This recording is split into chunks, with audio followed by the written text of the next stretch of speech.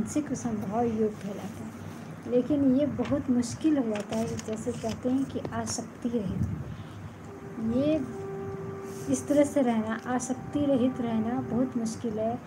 ये इस तरह का योगी वाला जीवन जी पाना, क्योंकि जब हम कोई भी काम करते हैं कुछ भी, तो ज़रूर उससे हमारी आसक्ति लग जाती है।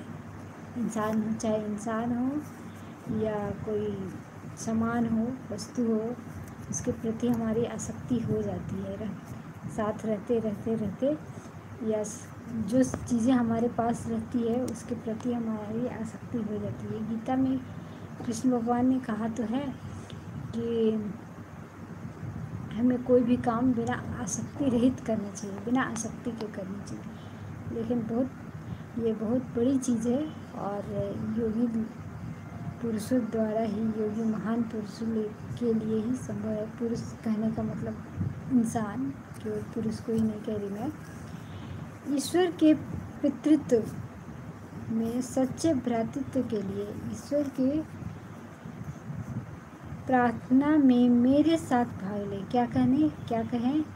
हे परमपिता विश्व के संयुक्त राज, कहते हैं कि हे परमपिता विश्व के राज्य के पिता के निर्माण में हमारी सहायता करें, जिसका नेता राष्ट्रपति आपका सत्य हो, जो प्रेम में भाईचारे में रहने के लिए हमारा मार्गदर्शन करे और हमें तन और मन और आत्मा का परिपूर्ण विकास करने के लिए प्रेरित करे, ताकि दिव्य शांति का साम्राज्य जो हमारे भीतर है, हमारे दैनिक जीवन के क्रियाकलापों में प्रकट हो सके। हमें सभी प्रकार के स्वस्थ, कार्यकुशल एवं पूर्ण बनाए, ताकि हम संसार के अपने सभी भाइयों को प्रेरणा दे सकें। हम कहें भगवान से कि हमें इस तरह से पूर्ण बनाए, ताकि हम संसार के सभी लोगों को प्रेरणा दे सकें, जिससे वे अपनी महान संतान होने के नाते अपने वास्तविक रूप में प्रकट हो सके। हम सब किसकी संतान है? ईश्वर की संतान है। तो जो हमारे वास्तविक गुण है उसके रूप में हम प्रकट हो सके। हे परमपिता, आपका प्रेम हमारी भक्ति की वेदी पर सदा आलोकित रहे और आपका प्रेम हम सभी हृदयों में जागृत करे। यदि आप शांति के आंतरिक मंदिर में ईश्वर के साथ संपर्क स्थापित कर लें, उनके साथ एकाकार हो जाएं, तो आप जीवन की सच्ची कला में पारंगत हो जाएंगे। तब उत्तम स्वास्थ्य, मन, समृद्धि, ज्ञान और आनंद को प्राप्त होंगे।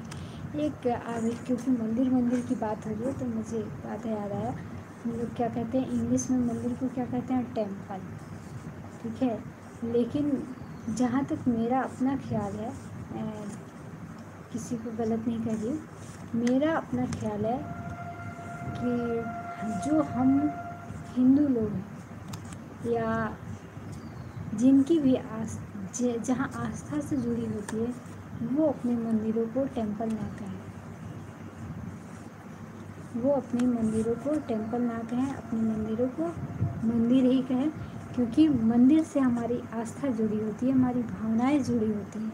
हम मंदिर में एक उच्च सत्ता का निवास मानते हैं। मंदिर में हम एक उच्च ईश्वरीय सत्ता का निवास मानते हैं, जहाँ पे उच्च हाई एनर्जी रहती है, हम ऐसा मानते हैं। और टेम्पल का मतलब होता है, टेम्पल का मतलब आपने मिस्र की मूर्तियों को देखा होगा या सुना होगा, पढ़ा होगा। तो जो मूर्तियाँ होती थी प्राचीन काल में, उनके लिए एक ऐसा टेम्पल बनाया जाता था और उनमें वो मूर्तियाँ रखी जाती थी, उसको वो टेम्पल कहते थे। तो अब बताइए, जो राजाओं की मूर्तियाँ हैं, केवल राजा की मूर्तियाँ रखी हैं, जहाँ हम देखने के लिए जाते हैं, एक म्यूज़ियम के तौर पे, उसको वो टेम्पल कह रहे हैं। तो हमारी मंदिर उनसे अलग हुई कि नहीं?